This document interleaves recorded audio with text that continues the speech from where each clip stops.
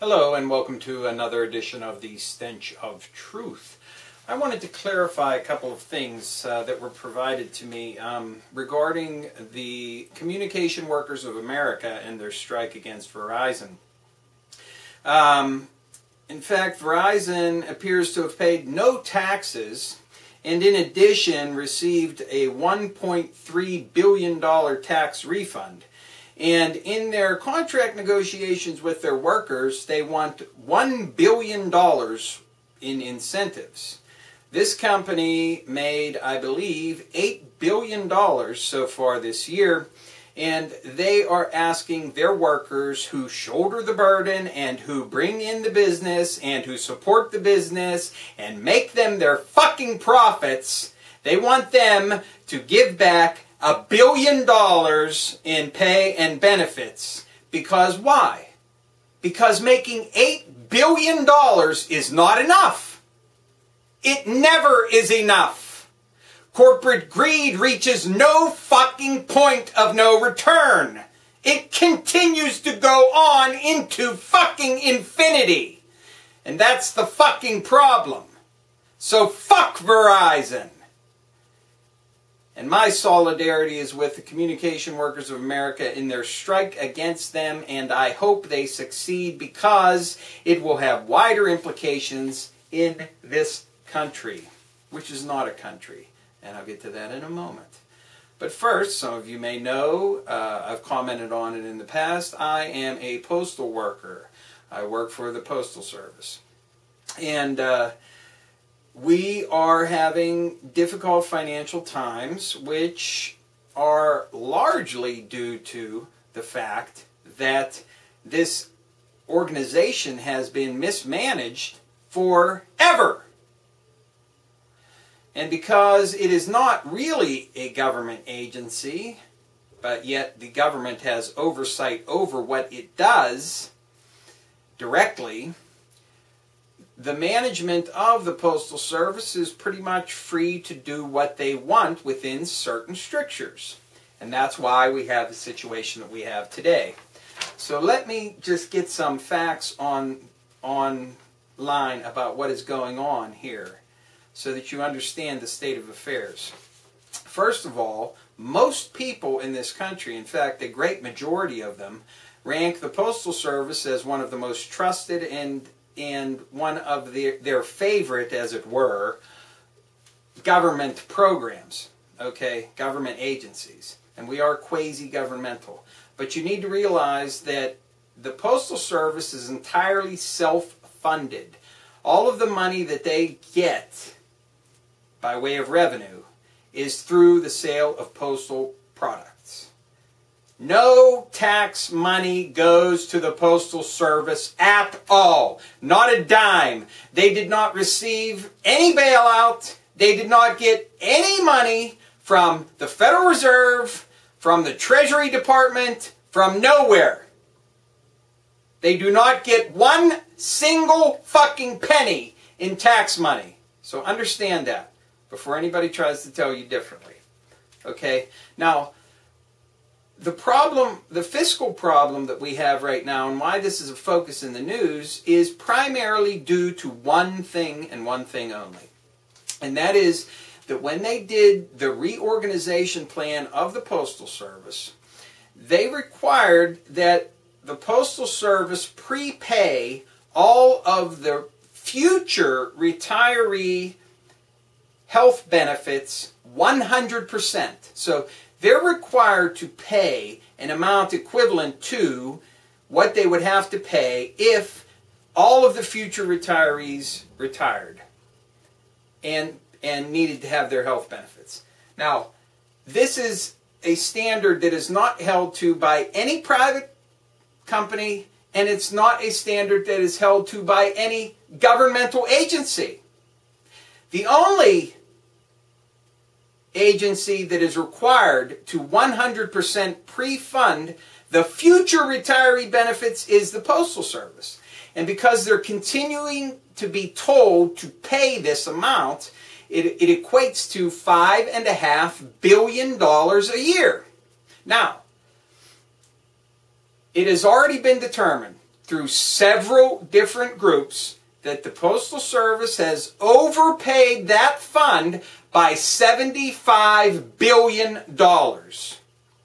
And it doesn't even require that that $75 billion be paid back to the Postal Service to fix the finance problem. The only thing that needs to be done is to say you don't have to keep paying the $5.5 billion a year. Instead of the ludicrous, goofy schemes and gimmicks that the postal management is trying to enact. Now, I want to show you exactly the kind of duplicitous nature that we're dealing with here. Because the Postal Service, the management thereof, who just negotiated a contract of their own free will with clerks, of which I am, and the American Postal Workers Union, which I belong to, which has a clause that says there will be no layoffs if you enter into a protected status. And that is, you have worked a certain number of years with the Postal Service continuously. If you become protected, you cannot be laid off. Okay?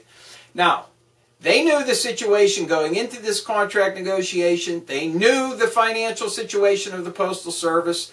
And what did they do? As soon as they signed this paper, they started putting together a package of information to go to Congress and to try and get legislation to break our fucking contract and destroy our fucking union and take away our fucking jobs.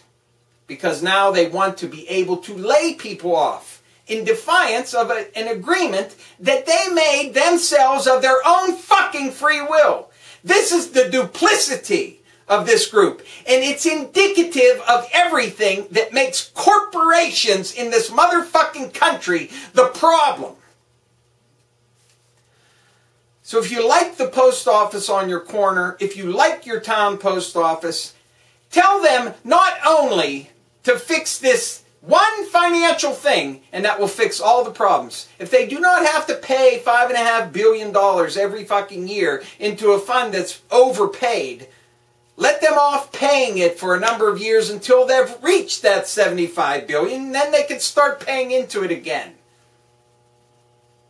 Do you understand? It's a simple fix. Tell them not to close your local post office. And tell them not to be chronically understaffed. They want to lay people off, and they're chronically understaffed everywhere. It's true everywhere for every department.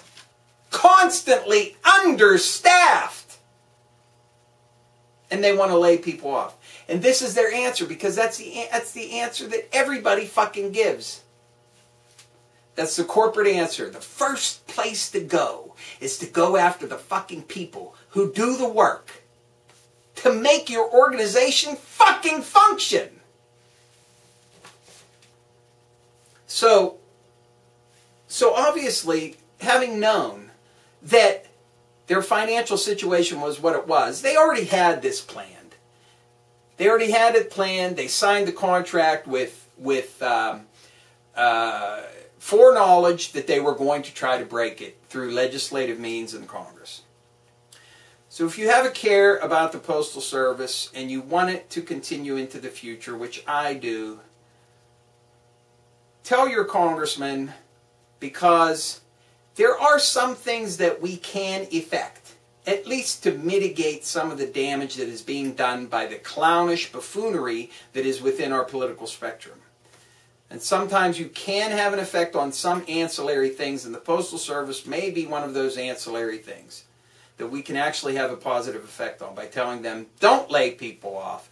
Tell them to fix the 100% pre-funding requirement. That's it. That's it.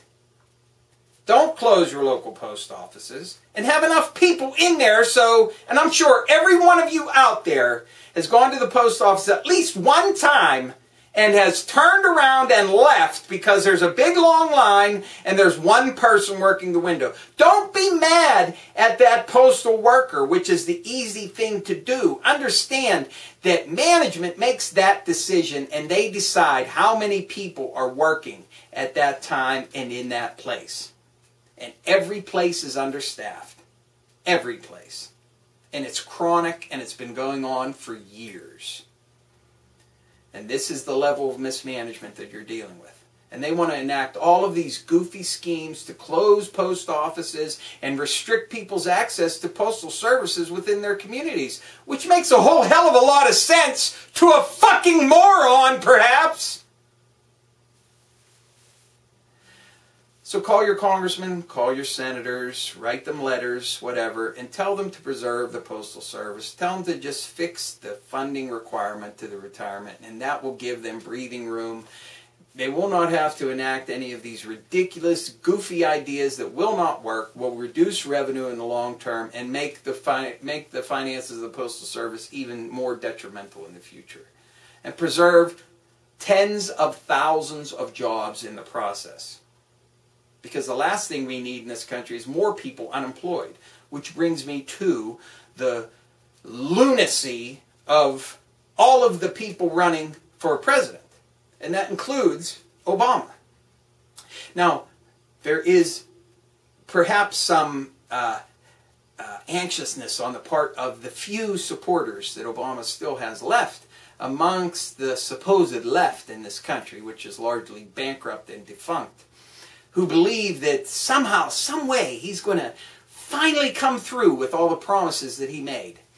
And that he just had to really bend over backwards for an intransigent Congress. And of course, that's entire fucking bullshit. Everything he is doing is orchestrated and fucking planned. And his big announcement on jobs in September. Oh, that's going to have all the answers. Yeah. You know what the answers are going to be? The answers are going to be cut back on entitlements, make sure that Social Security is cut, Medicare is cut, Medicaid is cut, and reduce corporate taxes because, well, Lord knows, they already get out of paying whatever corporate tax rate they have now, so perhaps changing the corporate tax rate won't really have any effect on revenue because they don't pay any goddamn taxes now! No closing of loopholes, no.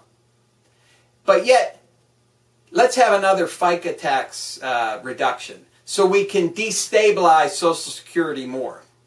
Yeah, that's your big answer. That's your big answer. More giveaways to corporations. What are we trying to do now? Are we at the point now where we're going to beg, where we're going to pay the corporations, please spend some of your giant mountains of fucking money and hire some people so we can put people back to work in this fucking country. We're going to beg them. We're going to pay them to please do something to help the country that fostered you and gave you all of the profit and wealth that you have today and put you in the place that you're at now. No. No patriotism for corporations. Because this country is not a country, it's a corporation. Wholly owned subsidiary of what is left of the East India Company. And it is run by the Crown Corporation in England at the behest of the UK monarch.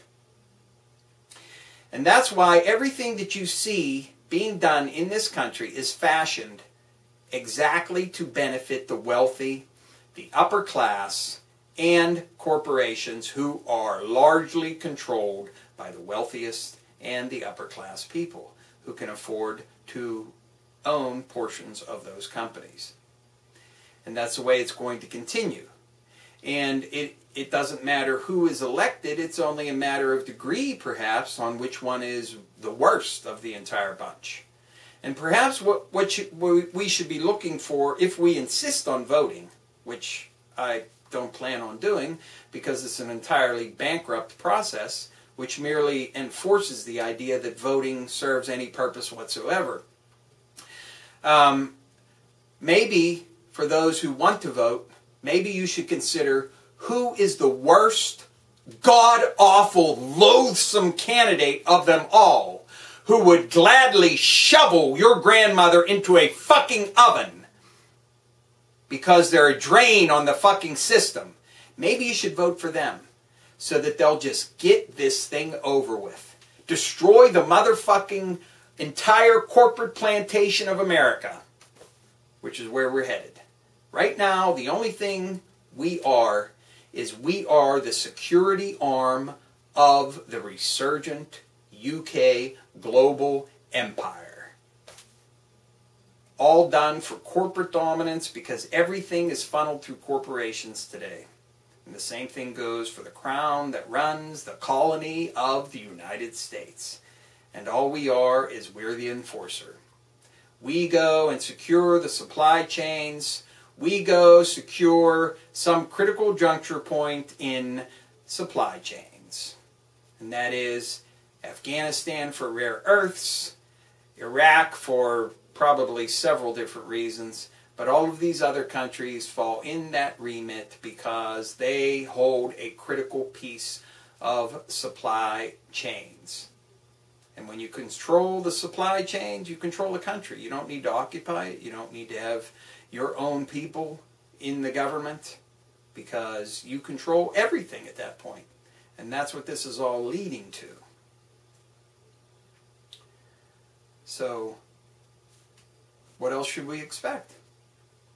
Vote for the most despicable, disgusting, horrid person that's running for office, and maybe they'll get it over with quicker. We're going to get our shit back together and try to start over. It's the best I can say. The best I can hope for. Thank you. Good day.